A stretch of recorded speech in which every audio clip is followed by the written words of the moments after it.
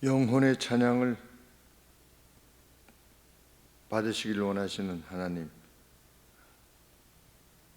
실로 하나님께서 우리에 대해서 지니는 사랑이 어떠한 것인가를 알게 되면 가슴으로부터 경외의 기쁨이 더욱 넘치게 되리라 믿습니다. 그 경외의 자리까지 저희를 이끌어 주옵소서. 예배 가운데 그 하나님 만나는 평안과 만족을 허락하여 주옵소서. 예수님의 이름으로 기도합니다. 아멘. 495장 찬송합니다.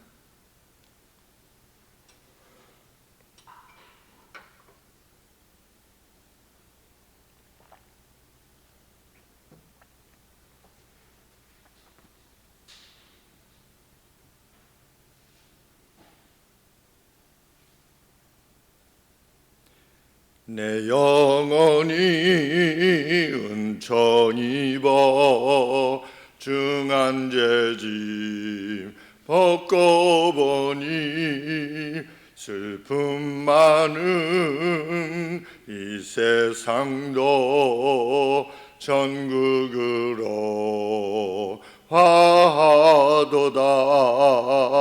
할렐루야 찬양하세. 내 모든 죄 사함받고 주 예수와 동행하니 그 어디나 하늘나라. 주의 얼굴 뵙기 전에 멀리 뵈던 하늘나라 내 맘속에 이뤄지니 날로 날로 가깝도다. 할렐루야 찬양하세. 내 모든 죄 사함받고 주 예수와 동행하니 그 어디나 하늘나라. 높은 산이 거친 들이 저막이나 궁궐이나 내 주 예수 모신 것이 그 어디나 하늘나라. 할렐루야 찬양하세. 내 모든 죄 사함받고 주 예수와 동행하니 그 어디나 하늘나라. 아멘. 112편 봉독하겠습니다.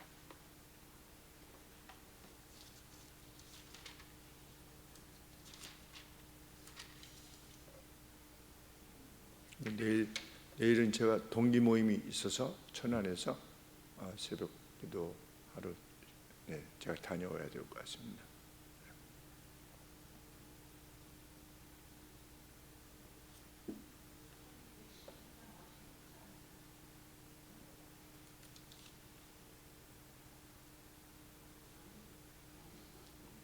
(111편) 네.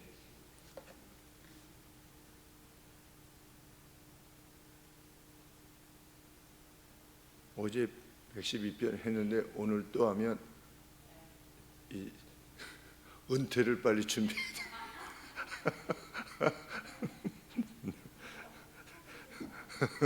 네, 저도 순간 하도 자신이 없어서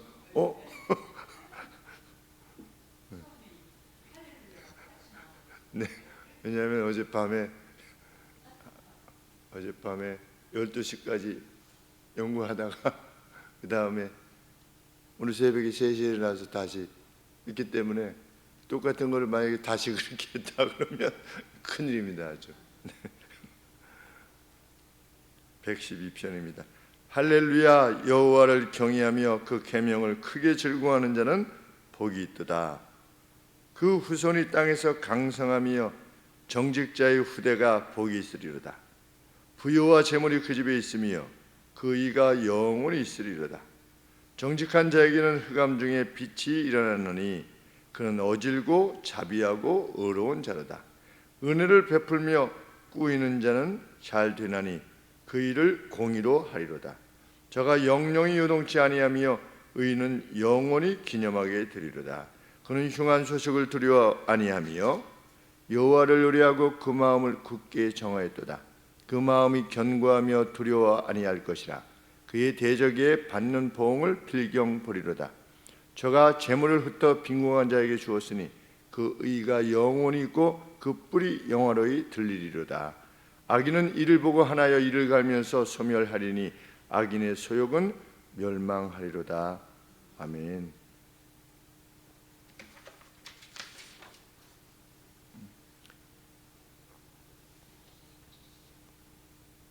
이러이러한 사람은 얼마나 복이 있는지 알 수 없다. 복 있는 자는 악인의 꾀를 쫓지 아니하며 그냥 서술문 같은데 우리 시가서라고 이렇게 보통 부릅니다. 욥, 시편, 잠언, 전도, 아가. 그런데 이러이러한 사람은 얼마나 복이 있는지 알 수 없다. 이렇게 시작을 합니다. 누가 그렇게 복이 있느냐? 1절에 여호와를 경외하여 그 계명을 크게 즐거워하는 자. 이거 안 지키면은 벌 받으니까 이런 마음으로 하나님의 계명을 지키는 것이 아니라 하나님을 사랑해서 계명을 즐거워하는, 말씀만 하시옵소서 제가 따르겠나이다. 이렇게 즐거운 마음으로 하나님의 계명을 지키는 사람, 그 사람이 얼마나 복이 있는지 알 수 없다. 사실은 여호와를 경외하기 때문에 계명을 지키는 거죠. 그럼 경외라는 것은 뭐냐? 하나님 때문에 내가 행하는 그 어떤 것을 그만두는 것이 경외다. 그 경외의 여러 개념이 있는데, 경외란 뭐냐? 그분 자신의 우리 자신을 그만두는 것이다. 내가 뭘 이렇게 하려는 게 아니라 하나님이 하지 마라 그러면은 안 하는 겁니다. 그리고 뭘 하라 그러면 나는 안 하려고 했다가도 하는 겁니다. 그래서 그분의 말씀에 내 자신이 어떤 것을 하려고 하다가 그만두는 거, 하려고 하다가 멈추고 하지 않으려고 하다가 하고 그만두는, 내 자신을 그만두는 것이 그것이 경외다. 이렇게 정의를 내리는 내용을 보게 되는데 정말 그러합니다. 하나님께서 죄가 내 문 앞에 엎드려 있다. 그러니 너는 죄를 다스려라. 이렇게 가인에게 말씀하셨는데 그냥 개의치 않고 가서 돌로 가서 이제 쳐서 죽인 거죠. 가인이 가서. 그게 뭐냐? 그게 불경건이라는 겁니다.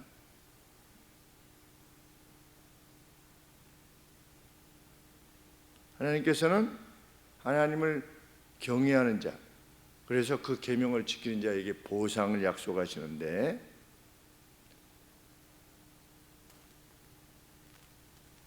의인의 삶 역시 원수들에 의해서 위협을 받을 수도 있고, 8절에 보면 원수에 대한 언급이 나오니까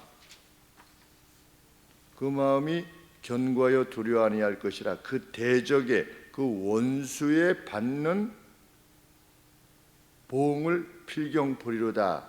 이것을 보면 믿는 사람도, 하나님을 경외하는 사람도 원수들에 의해서 위협을 받을 수 있다는 것을 알게 됩니다.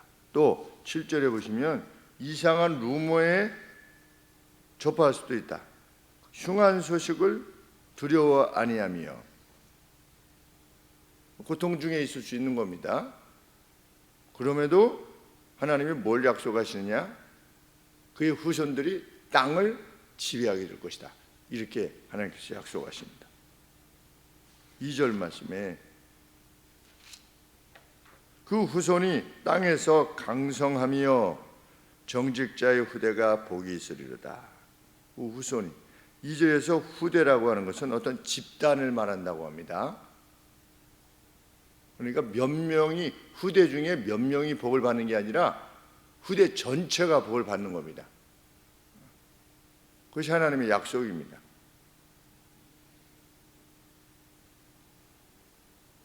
그러면 하나님을 경외하는 사람의 특징이 뭐냐?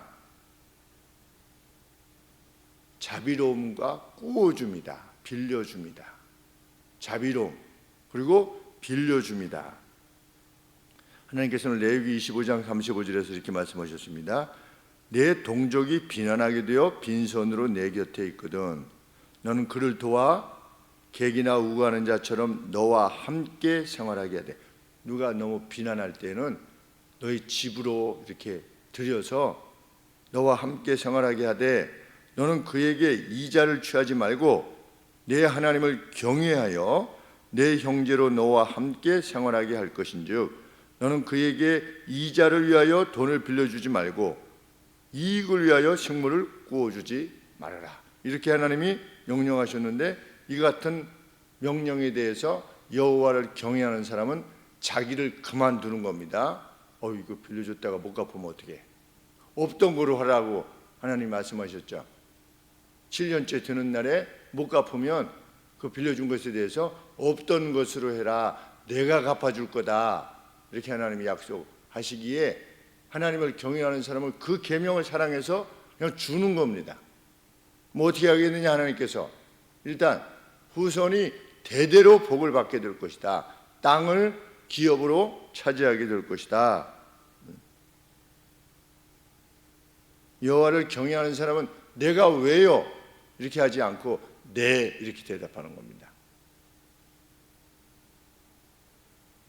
그렇게 경건이란 여호와의 법을 즐거워하는 것이다. 오늘 그렇게 사는 사람들이 하나님이 복을 허락하실 것이다. 특징이 뭐냐? 그런 사람의 특징이기도 하고 복됨이기도 하는 건데 6절에 보면 저가 영원히 흔들리지 않을 것이다. 요동하지 않는 삶을 살게 될 것이다. 하나님에 의해서 그런 복이 주어질 것이기도 하며 자기 자신이 어떻습니까? 흔들리지 않는 삶을 사는 겁니다. 그리고 6절에 의인은 영원히 기억될 것이다. 그냥 어느 한때의 그것이 아니라 영원히 기억될 것이다. 많은 사람을 의로 이끄는 자는 별처럼 영원토록 빛나게 될 것이다. 그러니까 성경은 계속해서 영원히 고양될 것이다, 높아질 것이다 라고 하는 것을 약속합니다. 그냥 여기서만 어떤 영예를 얻는 게 아니라 그날 다 드러나겠죠. 우리가 주의 계명을 쫓아 말없이 행했던 것, 은밀하게 행했던 모든 것이 드러나게 될 날이 반드시 올 겁니다. 그때 하나님이 높이실 것입니다. 그의 특징은 또 무엇입니까? 7절에 그가 흉한 소식을 두려워 아니하며 자기에 대한 루머 그거 개의치 않는 겁니다. 그것 때문에 어쩔 줄 몰라 하지도 않는 겁니다. 그는 하나님 앞에서의 진실을 무기 삼아 행할 뿐입니다. 여호와를 경외하는 사람의 특징입니다. 다른 사람이 뭐 이러니 저러니 그 개의치 않고 또 뭐 알아주니 알아주지 않느니 그것도 개의치 않고 진실을 무기 삼아 살아가는 겁니다. 그것이 특징입니다. 의인의 특징. 우리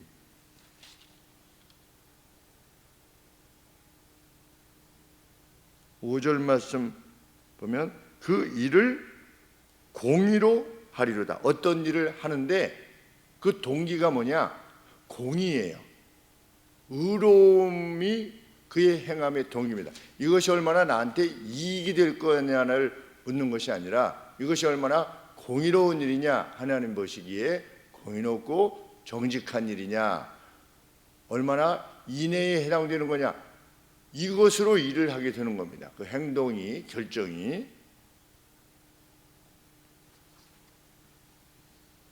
9절 말씀에 저가 흩어서 빈궁한 자에게 주었으니 그 의로움이 영원히 있고 그 뿔이 영화로이 들리리로다. 영원히, 그의 뿔이 영원히 높아질 것이다. 반면 악인은 의인이 영화로이 들리는 모습을 보고 이를 갈게 될 것이다. 이를 갈면서 소멸하게 될 것이다. 악인의 바램은 없어지게 될 것이다. 어떤 길을 가야 되는 게 명확합니다. 흩어서 빈궁한 자에게 주는데 이 대상이 누구냐? 먼저는 하나님을 믿는 성도의 가정입니다. 사도 바울께서 그렇게 명하셨죠. 먼저 믿는 가정들에게 하라. 믿는 가정들한테도 안 하는데 무슨 믿지 않는 가정들에게 뭘 하겠습니까?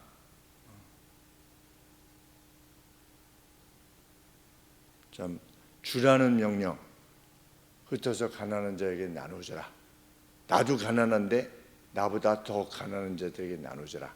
이것이 복을 위한 하나님의 명령이라는 것을 기꺼워하고 오늘 행하는 우리가 되기를 바랍니다. 기도하겠습니다.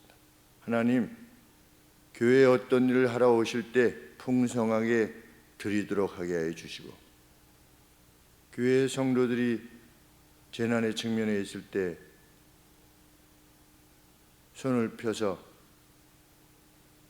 함께 고난 가운데서 거둘 수 있는 저희 교회가 될 수 있게 하시고 저희 각각이 되게 하여 주시옵소서. 우리의 것을 나누는 것이야말로 사랑이며 또 하나님 경외의 방식임을 믿습니다. 하나님은 존재하는 모든 것들의 유익을 위하여 역사하시는 분이시며 하나님 그 유익을 위하여 아들을 보내셨으며 그 회복의 날을 지금도 완성시켜 나가고 하신다 하였사오니 하나님, 저희 천국에 속한 자처럼 이 땅에서 행하여 하나님을 기쁘시게 하는 저희가 되게 하시고 훗날 그 영예로움을 상급으로 받는 그 복된 날을 허락하여 주옵소서. 우리들은 무지하고 연약합니다. 어떤 상황이 되었을 때 어떤 것이 하나님이 기뻐하시는 길인가를, 무엇이 사랑에 관한 것이며 인애에 관한 것인가를 우리 마음에 생각나게 하여 주시고 또 생각만 날 뿐만 아니라 그것을 행할 수 있는 용기를 허락하여 주옵소서.